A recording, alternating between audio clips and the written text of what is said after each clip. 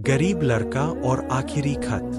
बारिश की हल्की बूंदें पुराने रेलवे स्टेशन की टूटी छत पर गिर रही थीं। रात काफी हो चुकी थी। प्लेटफॉर्म लगभग खाली था। सिर्फ एक दुबला-पतला लड़का फटे हुए कपड़ों में कोने में बैठा था। उसका नाम साहिल था। उम्र मुश्किल से 16 साल। आंखों में थकान थी, लेकिन दिल में अभी भी उम्मीद बची हुई थी। साहिल के हाथ में एक पुराना बैग था, जिसमें कुछ कपड़े और एक पुरानी डायरी रखी थी। वही डायरी उसके लिए सबसे कीमती चीज थी, क्योंकि उसमें उसकी माँ के लिखे हुए खत थे। 3 साल पहले उसकी माँ इस दुनिया से चली गई थी। तब से साहिल बिल्कुल अकेला हो गया था। उसके पिता पहले ही घर छोड़ चुके थे। गांव के लोग कुछ दिन सहानुभूति दिखाते रहे, फिर सब अपने अपने काम में लग गए।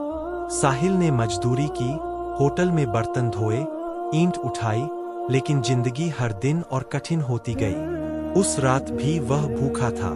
सुबह से उसने सिर्फ एक सूखी रोटी खाई थी। वह धीरे से बैग खोलता है और डायरी निकालता है।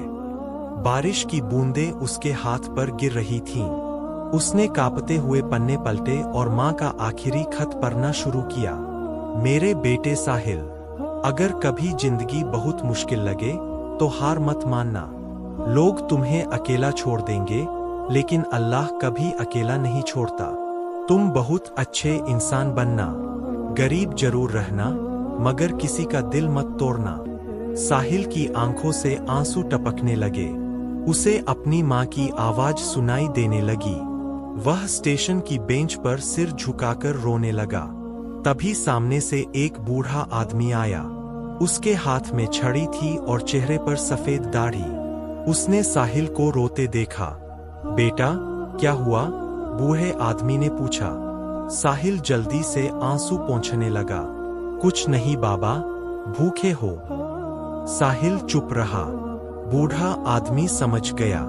वह पास वाली दुकान से गरम चाय और 2 समोसे लेकर आया। लो, खा लो। साहिल पहले मना करता रहा, लेकिन भूख जीत गई। उसने धीरे धीरे खाना शुरू किया। शायद कई दिनों बाद उसने इतना अच्छा खाना खाया था। बूढ़ा आदमी उसे देखता रहा। नाम क्या है तुम्हारा? साहिल। घर कहाँ है? साहिल कुछ पल चुप रहा। अब कोई घर नहीं है। बूढ़े आदमी की आंखें भर आईं। उसका नाम करीम चाचा था। वह स्टेशन के पास छोटी सी किताबों की दुकान चलाते थे। उनकी अपनी कोई औलाद नहीं थी। उन्होंने साहिल से कहा, अगर चाहो तो मेरे साथ चल सकते हो। साहिल हैरान रह गया। आज तक किसी ने उससे इतनी मोहब्बत से बात नहीं की थी। वह धीरे धीरे करीम चाचा के साथ चल पड़ा। करीम चाचा का घर बहुत छोटा था। मिट्टी की दीवारें, पुरानी चारपाई और एक छोटा सा बल्ब। लेकिन उस घर में सुकून था। उस रात साहिल कई महीनों बाद चैन से सोया। सुबह जब उसकी आंख खुली तो करीम चाचा नमाज पढ़ रहे थे। उनके चेहरे पर अजीब सा नूर था। नमाज खत्म होने के बाद उन्होंने मुस्कुराकर कहा, बेटा, जिंदगी में सबसे बड़ी दौलत पैसा नहीं, सुकून है। धीरे धीरे साहिल उनकी दुकान पर काम करने लगा। किताबें सजाता, ग्राहकों को किताब देता, दुकान साफ करता। करीम चाचा उसे पढ़ाई के लिए भी कहते, तुम्हारी आंखों में समझदारी है बेटा, पढ़ोगे तो बहुत आगे जाओगे। साहिल रात में दुकान बंद होने के बाद पढ़ाई करता।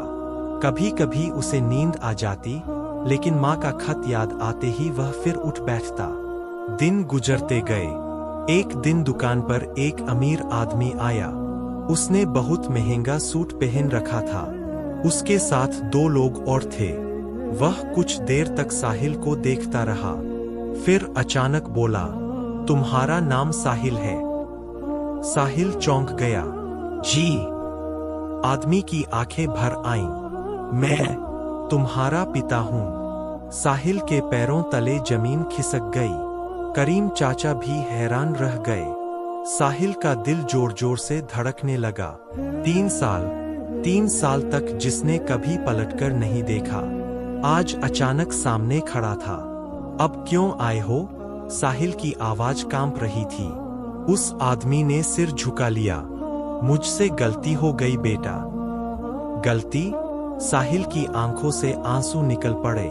अम्मी मर गईं। मैं भूखा सोया, लोगों के सामने हाथ फैलाए। तब कहाँ थे आप? दुकान में सन्नाटा छा गया। उसका पिता रोने लगा। मैं मजबूर था।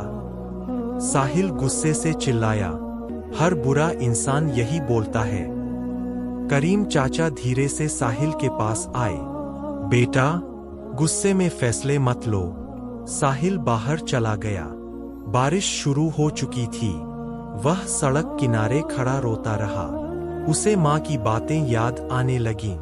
किसी से नफरत मत करना। कुछ देर बाद उसने आसमान की तरफ देखा। बारिश की बूंदें उसके चेहरे पर गिर रही थीं। वह धीरे धीरे वापस दुकान में आया। उसका पिता अब भी रो रहा था। साहिल ने कांपती आवाज में कहा, मैं आपको माफ करता हूँ, लेकिन जो बचपन चला गया वो वापस नहीं आएगा। उसका पिता फूट फूट कर रो पड़ा।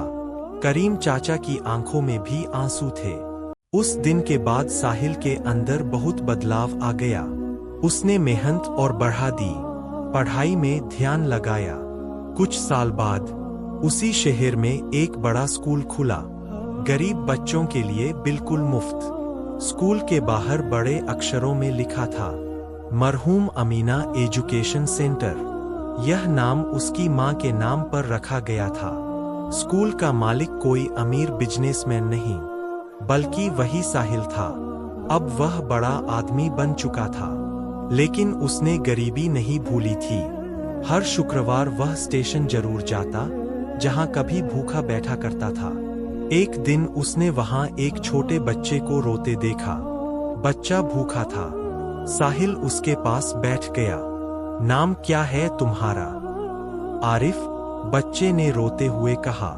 साहिल मुस्कुराया। उसे अपना पुराना वक्त याद आ गया। वह बच्चे को अपने साथ ले गया। करीम चाचा अब बूढ़े हो चुके थे। जब उन्होंने बच्चे को देखा तो मुस्कुरा दिए। लगता है अब तुम भी किसी की जिंदगी बदलने वाले हो। साहिल ने आसमान की तरफ देखा। उसकी आंखें नम थीं। उसे ऐसा लगा जैसे उसकी माँ कहीं दूर से मुस्कुरा रही हो। उस रात साहिल ने अपनी माँ की पुरानी डायरी खोली। आखिरी पन्ने पर उसने खुद लिखा, अम्मी, मैं अब अकेला नहीं हूँ।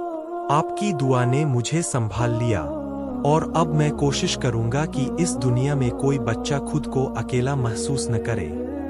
डायरी पर आंसू की एक बूंद गिरी, लेकिन इस बार वो आंसू दर्द के नहीं, सुकून के थे।